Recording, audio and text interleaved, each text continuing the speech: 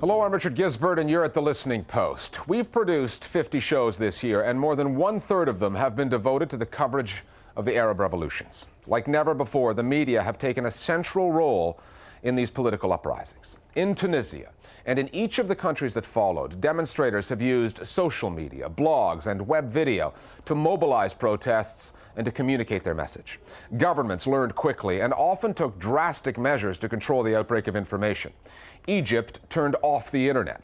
Others silenced or censored broadcasters. Journalists were imprisoned, assaulted, even killed. And through all of that, some of the most powerful media moments have been captured not by professional cameramen, but by a citizen journalist using a mobile phone and a simple internet connection. No matter how you look at it, the media have represented a key battleground in what has proved to be the biggest news story of 2011. We're breaking with our usual format this week to bring you a special end-of-year summary of the key media moments in this story, which has changed and continues to change the politics of the Arab world.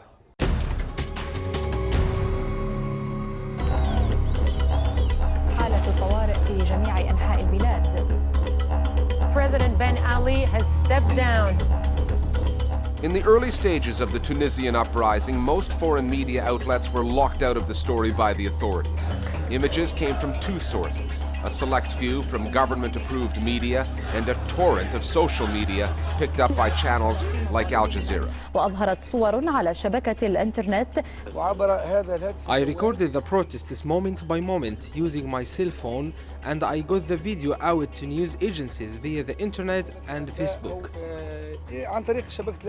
What these videos do is they reach people who may not be able to read, who may not know Arabic. So video, I think, has emerged as kind of a vernacular, a language that crosses national borders, that crosses cultural boundaries, and that can be very hard-hitting.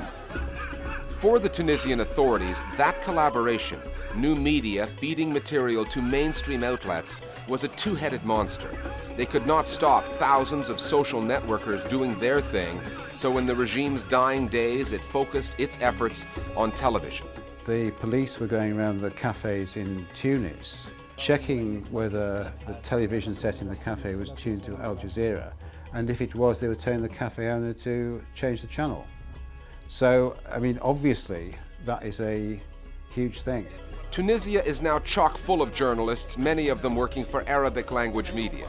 They're covering not just the post-Ben Ali story, but also the possible repercussions elsewhere in the Middle East.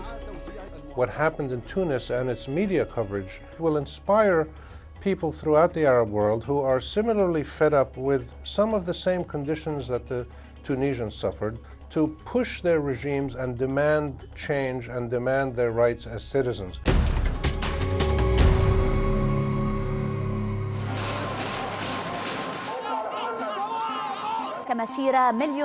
What we're seeing in Egypt is that there is a momentum now that is in all likelihood unstoppable. People talk about televising the revolution. It's tweeting the revolution, Facebooking the revolution, videotaping the revolution, whatever we can. Egypt erupted January 25th. 2 nights later, the government disconnected Egyptians from the World Wide Web. 3 days after that, it clamped down on television news. 6 Al Jazeera news staff were arrested, then released the day after the authorities shut down the channel's operations. The network continued broadcasting, and when it was bumped off Egyptian satellite provider Nilesat, other regional broadcasters took the extraordinary step of beaming the Al Jazeera signal into the country. Like channels like NBN of Lebanon, Al Jadid of Lebanon, Al Mustaqilla, which is based in London, are broadcasting Al Jazeera for many of the Egyptians. They think that if you can just shut down the internet, if you can just shut down Al Jazeera or satellite television or shut down communication, basically, you can shut down anger. You cannot shut down people's anger at a dictator. Egypt's Vice President Omar Suleiman tried to turn the people's anger away from Hosni Mubarak and onto the media.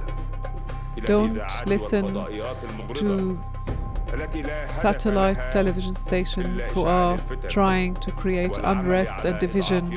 When he did that, attacks against journalists grew more and more frequent. An Egyptian print reporter for Al Ta'awun, Ahmed Mohamed Mahmoud, was shot and killed by a sniper.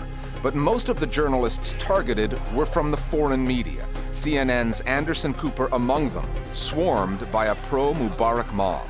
He's been hit now like 10 times. Quite frankly, when American journalists are beaten on the ground in Cairo, it does become more real for the American public. Boy, did that ever backfire on the Mubarak regime. Tonight we begin by focusing on the lies the Egyptian government continues to tell. If Egypt's leaders were out to quell the revolution by attacking the messengers, it did not work. أيها المواطنون في هذه الظروف العصيبة. On February 11th came the media moment for which Vice President Suleiman will be forever remembered by Egyptians, when he announced live on the very channels that he had criticized the end of the Mubarak era. That President Hosni Mubarak has decided to step down.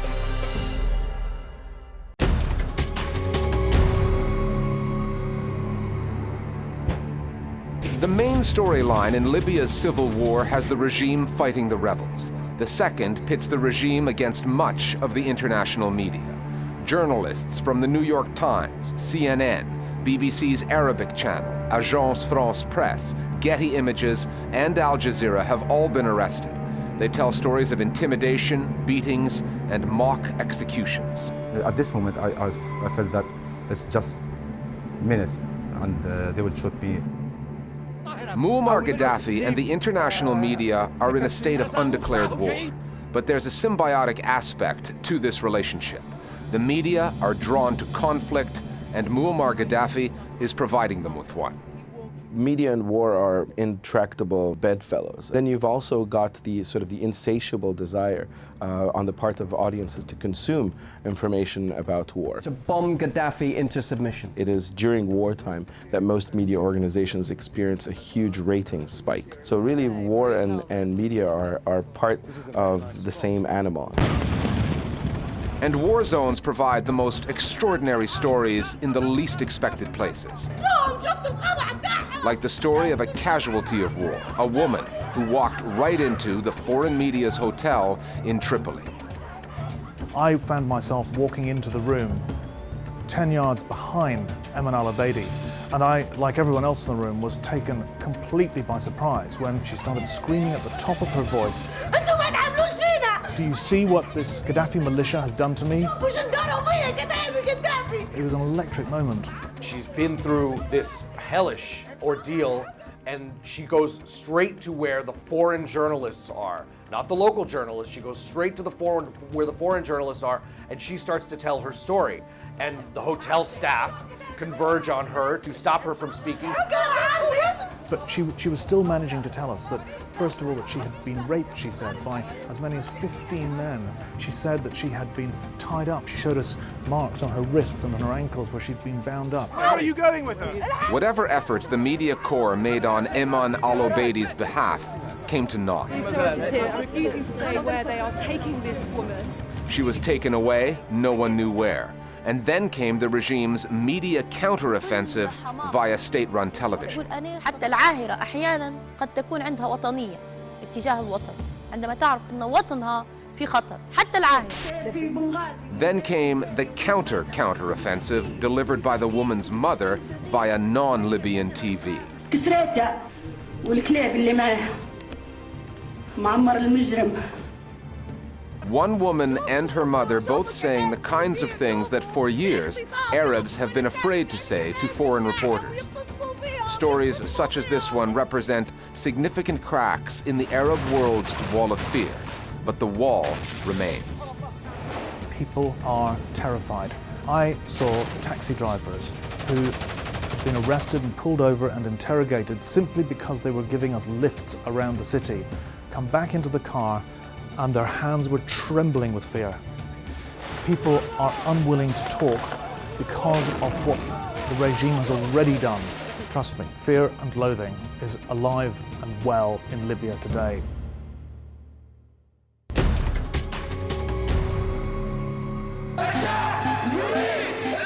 The Bahraini uprising did not start the way Tunisia, Egypt, and Libya did.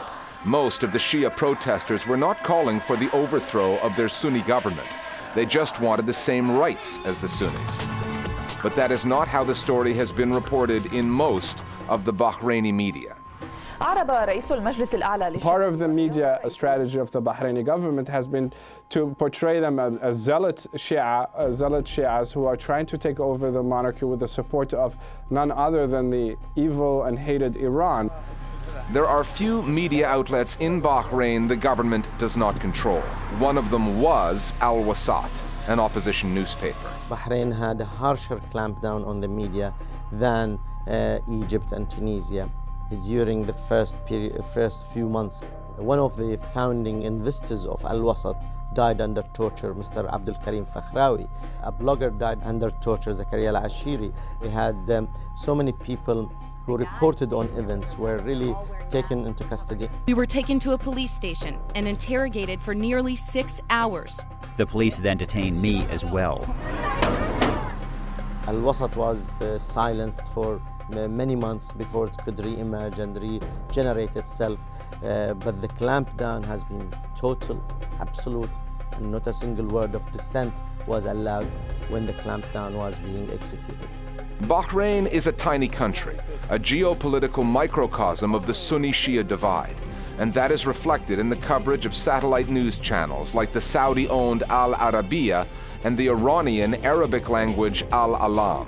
Saudi Arabia is ruled by Sunnis, Iran by Shias. You've got Al Arabiya, which from the outset had been incredibly accusatory towards the protesters, that it was an outright coup. And then you've got Al Alam, which decided to take the side of the protesters outright, and in some cases even foment sectarianism. You're starting to see state policy basically infiltrate broadcasting in such a way that you have a major polarization in how content is covered. Al Jazeera has not escaped criticism on this story either. Activists say the network has not shown the same level of commitment on Bahrain as it has covering the other Arab uprisings. There's a new maxim of the media landscape in the Arab world. If it's not on Al Jazeera, it's not news. And therefore, a lot of us activists have been working very hard in order to get coverage on both sides of Al Jazeera. When it came for Bahrain, Al Jazeera Arabic did not deliver what was expected. Al Jazeera English was much better in that respect. They did cover as much as they could. The protester is shot at point-blank range by what appears to be a policeman firing tear gas canisters. So there were different approaches by Al Jazeera Arabic and Al Jazeera English. And I'm not sure why Al Jazeera Arabic took that decision. It's really something that puzzled me and puzzled many people. Al Jazeera is sensitive to those accusations. Its director general at the time argued that conditions in Bahrain were different and therefore more difficult. When we covered Egypt, for example, Egypt was the only story at that time in the Arab world. For 18 days, our cameras were carrying live images from Tahrir Square. After that, the whole issue of Libya started, and then Yemen started, and now Syria started, and of course Bahrain before that. The story of Bahrain as well was covered by Al Jazeera, and we had a correspondent in there before he was not allowed after that to come back. And he was covering the story. The Bahrain story is important, the Syrian story is important, all stories are important, but when you sit in front of the desk, you need to decide the weight of each story and the time allocated to the story based on how relevant the story is and how important the story for your general audience.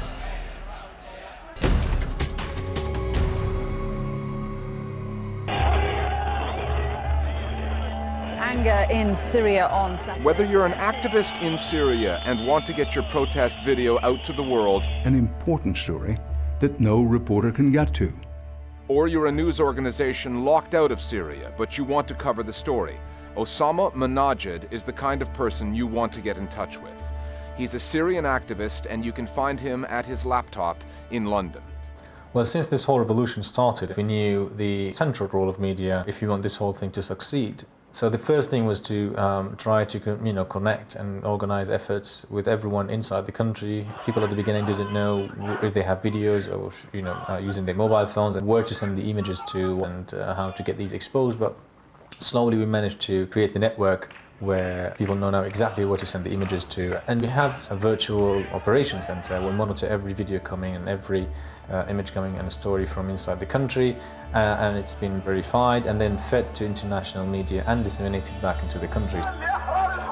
The activists driving the protests and the media outlets trying to cover them have learned a lot since the winds of change first started blowing through the Arab world. But so too have the governments they are trying to take down. Syria is a much closed dictatorship than Egypt or Tunisia. It's much more repressive regime than those countries. But yes, they picked up a lot from the experiences of Egypt, Tunisia, and also Libya. And the main lesson they've learned is not to let the media in the first place. Because once the journalists are in, they can travel, they can see, they can ask people, they can capture very important footage. And like Libya, Egypt, and others before it, Syria has also denounced Al Jazeera's coverage. Sana, the state-run news agency, reported pro-government students picketed Al Jazeera's offices over misleading practices by the channel. It seems fairly evident that the Syrian government regards Al Jazeera right now as enemy number one in the media field, if not in the political field as well. It's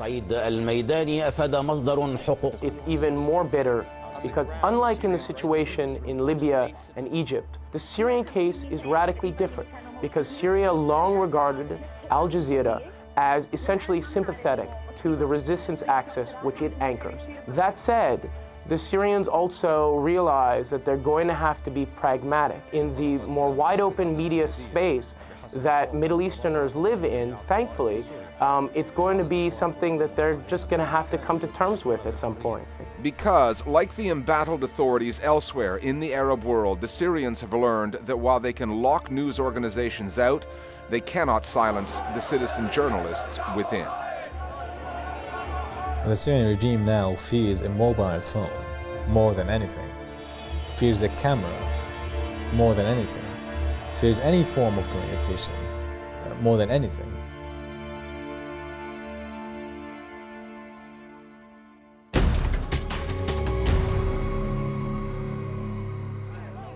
The final moments of Muammar Gaddafi's life were ghastly and set off many a debate.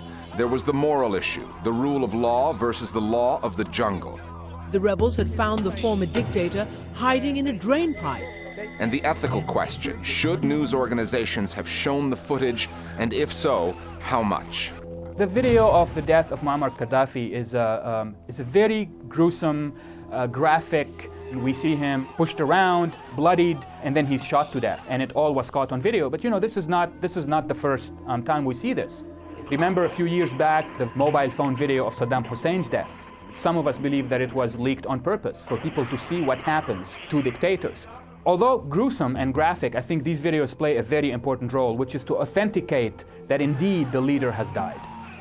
There's a moment of catharsis for the population when they see that. I personally did not like to watch the ultimate execution of Gaddafi, which unfolded in front of everyone's eyes. The rule of law disappeared. People seemed to gloat of what happened to him. The one aspect of the video that did seem appropriate, it was amateur footage captured on a mobile phone. Somebody with just a cell phone camera was able to reach instantly the entire Arab world and let people see what was happening to somebody who'd been one of the strongest and most ruthless rulers in the region.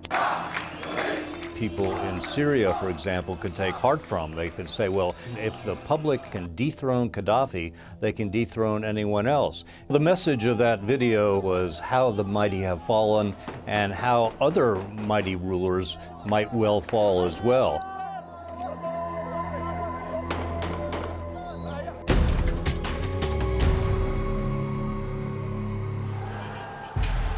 Eight months after the fall of Hosni Mubarak and 6 weeks before the parliamentary elections, Egyptian demonstrators marched on the Maspero Television Center in Cairo. In their half-century of existence, this building and the state-run channels within it have served their political masters well, and that continues even after what happened in Tahrir Square. During the 30 years of the Mubarak regime, it followed 100% the line that Mubarak was a great president, that nothing he did was ever wrong, and so on. What's quite troubling is that since Mubarak fell, all the praise that used to be showered on Mubarak is now showered on the army and the head of the Supreme Council of the Armed Forces.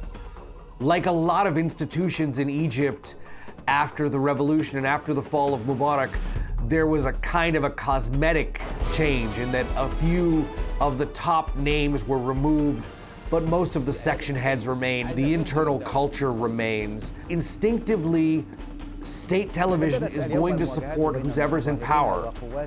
This is their instincts. This is what they've always done. So it's probably almost unfair to expect them to suddenly become real journalists. They exist to support the power structure. As the elections approached, even state media had a difficult time spinning their coverage. A proliferation of private television channels allowed Egyptians to get the story elsewhere. The talk show hosts on most of those networks have become stars in Egyptian society. اللي حضرتك وحضرتي بنسألها TV personalities like Mona Shazli or Yosri Fouda or Dina Abdurrahman from the Tahrir channel, they've all become part of our lives. They've become part of your daily life here in Egypt. A part of the new revolutionary era, that these people can now say what they want, they can interview who they want, they can ask the questions they want. To push the envelope, to challenge SCAF, and to see where things go. And they're doing it in an extremely fearless and courageous and brave fashion, one that could very well backfire in their face, but they are firmly convinced that, that the public is with them, that the street is with them. The talk show hosts are pushing the military government on an almost nightly basis, but they do so from the relative safety of the studio, shielded, in a way, by their prominence. Bloggers and journalists on the streets are more exposed. Mona El-Tahawi, an Egyptian-American writer, was among those arrested. She emerged after a 12-hour ordeal with 2 broken bones and chilling stories of beatings and sexual assault at the hands of the police. There's no separation in the eyes of SCAF between protesters and the media who are reporting the protests. Slowly, as the military council lost its legitimacy, cracked down in other ways, in other rights and freedoms, you also saw them cracking down on the media because they were reporting what the people were feeling, which was this, this complete anger towards the military. And you could see that even bloggers like Michael Nabil, or even like Ala Abdel Fattah, very widely followed. All of these people became targets, and whereas before, the military, I think, would have really feared to go after them. Pretty much in the last few months, it's been no holds barred. What came to be known as the Arab Spring began on December 17, 2010, when Mohamed Bouazizi, a Tunisian, set himself ablaze to protest the absence of hope in his young life. What followed across North Africa and beyond was the opposite of despair. For all of the bloodshed, hope has never been higher for Arabs seeking to change the world in which they live. Those hopes have been tempered by change that has not come in countries like Syria and even in countries where it has, such as Egypt.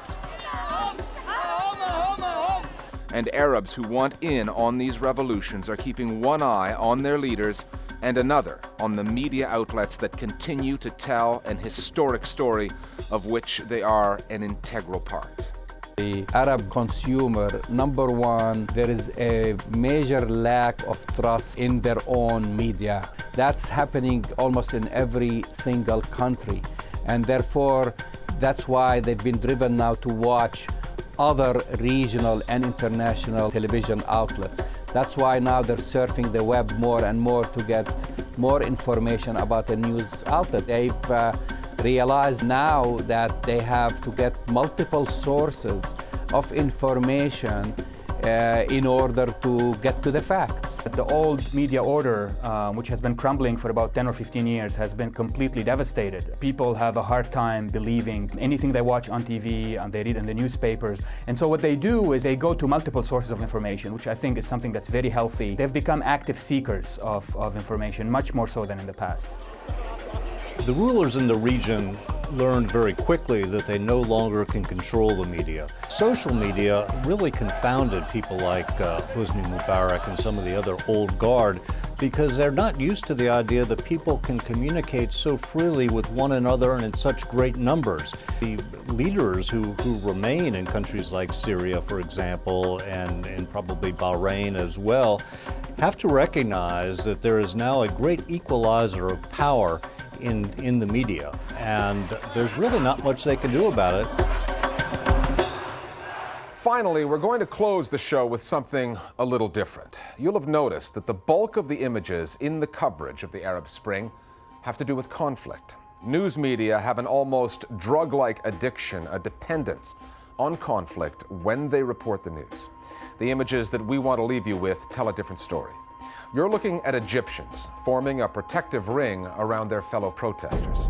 These are Christians defending the right of Muslims to pray in Tahrir Square, defending the right of Muslims to worship and express themselves freely. There is no conflict here, and sometimes that's the story. We'll see you next time at The Listening Post.